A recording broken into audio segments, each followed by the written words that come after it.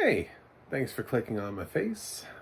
My name is John Stark from MacTheMovieGuy.com, and this is my review of Diary of a Wimpy Kid, Rodrick Rules. And I find it quite sad that I have to tell you which one. This is the 2022 animated version. I don't know why we have two versions of this. God damn it, Disney. I'm a blind film critic, so I review everything out there that I can for you guys to try to tell you, is it watchable with audio? What's the audio description like? Let's talk about some audio description. Let's talk about accessibility. Accessibility matters. I know a lot of studios don't think it does. Neon apparently does not want blind people to see Triangle of Sadness, so we won't get to see that this year. Sorry, gang. Instead, we get to watch Diary of a Wimpy Kid 2, Rodrick Rules, the animated version, because Disney is actually really pretty good about audio description. It's on everything there.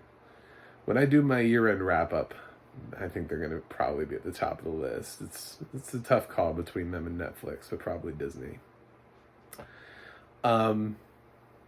Yeah. Why did we remake? Why are we still doing this? I thought it was cute when they did like one, and they were like, oh, it's an animated Diary of the Wimpy Kid movie, and I was like, oh, they're gonna redo the entire franchise? Animated? Did we need this? Why? Why is this happening? Interesting, I will say. I found out when looking through the cast that and I didn't notice if this was true for the first film, but Brady Noon is the voice that they're using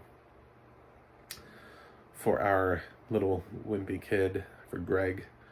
And he is the star of Mighty Ducks Game Changers. So, corporate synergy. That's what you're getting. You're getting corporate synergy. They get to elevate Brady Noon, and he gets to come back for more Mighty Ducks Game Changers. People who watch a lot of Disney go, his voice sounds more familiar. Like, yep, well, that's because he's anchoring now 2 franchises for Disney Plus. So, one sort of special note that I did not see coming, and it definitely made me, in a very weird way, I can like and dislike films for whatever reason. I feel like we all can, but there was a little tug at the heart here that did this film justice, and that was the fact that I didn't realize Ed Asner had done voice work for this film. Probably his last performance. He did pass away in 2021, so I can't imagine there are that many performances of his left lying around. But he does play Grandpa in this. That is his voice, and they do a in memory of at the end when the credits roll. So that was just sort of a nice touch to get one last gift that I didn't think I was going to get. Was one more Ed Asner performance, who is a true treasure. And even though his voice performance in this film is limited, it was just nice to hear his voice. I didn't look at the cast in advance. I didn't think I needed to. So I had no idea that his voice was coming. And I didn't remember the first film that well. I just kind of chalked up the first animated feature as just being like, I don't know why we need this. And now there's a sequel, and it's kind of the same thing. I'm like, I don't know why we need this. But it's shorter than the other, the live action films. This was about an hour and 15 minutes. Just under that, considering that includes credits. So probably about an hour and 10, which flies by if you're looking for something to watch. And it's mostly paced well. I mean, it doesn't waste any time. When you're that short, you just get to it, you know? You just get up and get in that plot and just pedal to the metal, right? You use your strength at being, I'm going to make this film as quick as humanly possible, and you can't possibly have pacing issues when your film is 70 minutes long. So,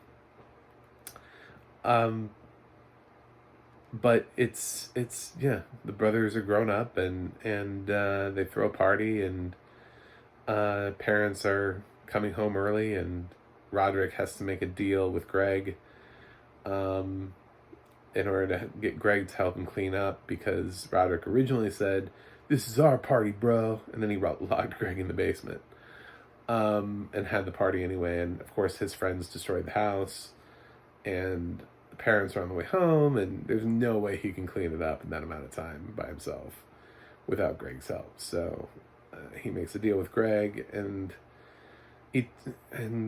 Greg ends up learning what Rodrick calls Rodrick Rules, which, even when Greg tries to grammatically correct him by saying, "Shouldn't it be Rodrick's Rules?" Rodrick was like, "First of all, no parentheses, no apostrophes, no punctuation. All that stuff is stupid." I was like, oh my god. So that's where we're at with this film. It's fine. I'm sure if you have kids, especially if they never saw the first Diary of a Wimpy Kid movies, which are, I guess maybe if you have little kids, they probably haven't seen it, and this could be like their generation of Diary of a Wimpy Kid. I think it's drawn in the original style of the book. I can't tell you that because I'm blind, and I've been blind since they did the first one too, so I don't actually know what these films look like. But I remember reading that somewhere, is that they were trying to recapture the style of the book, and that was sort of this is the reason we're doing it. I swear we have a really good reason, other than the fact that we're Disney and we just keep making our franchises over and over and over and over. I think it's really funny because they tend to take their animated films and make them live action. I can't really think of a film that was live action that they took and made it animated. That they were like, ooh, yes.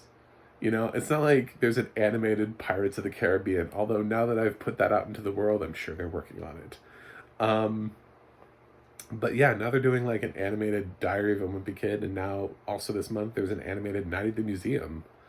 So they just really love to extend the life of their franchises. We've got a National Treasure series coming out this month. There's a Santa Claus TV series. Disney is the home of franchises. That's exactly what they are. So, yeah, if your kids like the Diary of a Wimpy Kid books, this movie's fine. If you're an adult, I don't know that this is going to be your favorite thing in the world, but you remember being a kid, and I wouldn't say that this is the worst thing you could be watching. I've definitely seen some films that play really to a younger audience and leave adults in the dust. And those would be films that I would say, I don't know that adults would really get anything out of those. Why adults would want to watch some of those films just is kind of beyond me. But this one is, I don't know, it's kind of a toss-up. I think some adults won't mind it, and other adults are going to be like, what am I watching? So I can't predict which side you're going to be on there. You got about a 50-50 shot of being able to like this. If you're a big Ed Asner fan and you're looking for that last performance, has got to be his last performance. I mean, we're at the end of 2022. That I can't imagine he's got anything waiting for us in 2023, unless he's Tupac at this point. But that's yeah. So I don't really have much to say. I feel like I've already seen this movie. I did see this movie. I've seen all of the original Diary of a Wimpy Kids. That last one was fucking hot garbage, and I failed it. I gave that an F grade. That road trip, where they just kept making shit jokes. That was unwatchable.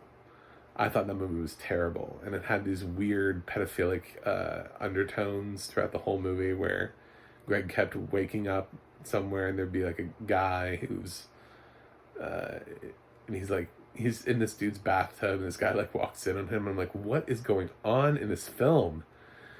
And then the guy's got like a diaper on his head, and just lots of just really bad. The film is just really terrible. And it wasn't even the same cast. It was just like this other cast. Like they tried to reboot the diary. Like, dude, you can't even get the original cast of Diary of a Wimpy Kid to come back for this. Why are we here? So hopefully they don't remake that one. Let's just pretend that Road Trip never happens. So audio description's fine. It's descriptive video works, which I've noticed more and more is not telling me who the narrator is. Like, as a corporate policy, doesn't really matter if the narrator is well known or not. We just will never find out who it is. So it's descriptive video works. That's it. And they did a fine job. There's really nothing in this narration that would let you know it's an animated film, though, which I thought was really interesting. It doesn't take any liberties with how animated films might be slightly able to do more magical things, or things a little bit more off kilter, off the wall. And it describes it in a way that if somebody didn't tell you the film was animated, you might not know that the film was animated. Interesting. I didn't pick up on it just from the narration alone. I happened to know the film was animated, but I was halfway through the film. I was like, I don't know that I would know that this film was animated if it hadn't told me. So there's nothing really to pick up on, but there you go. Those are my thoughts. I had an okay time here. I just don't know why we needed another one of these. I'm not gonna begrudge the shit out of Disney for continuously remaking their own shit over and over and over. But they competently remade something that didn't need to be remade. So I'm gonna give Diary of a Wimpy Kid Rodrick Rules, the 2022 animated version. I'm gonna give it a B-. It's about what I remember from the other one. These are not, they're not works of literary genius, but they're passable time for families. So I hope you enjoy it. For me, I'm still trying to get to 100 subscribers this year, so if you could subscribe, that'd be great. I just need 10 more. Just 10. I'm doing this with COVID, guys. That's how devoted I am to you. How many YouTubers do you subscribe to that would still get on here while they have COVID? Ask yourself that question. I also have a website, macmovieguy.com. You can go to the audio description project, adp.acb.org.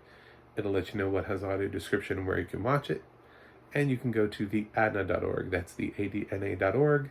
It'll tell you who's narrating your favorite movies and TV shows, and also who's working on other audio description aspects. That's it for me today, and I have to review something else for you guys while I have COVID, and I will see you on the other side.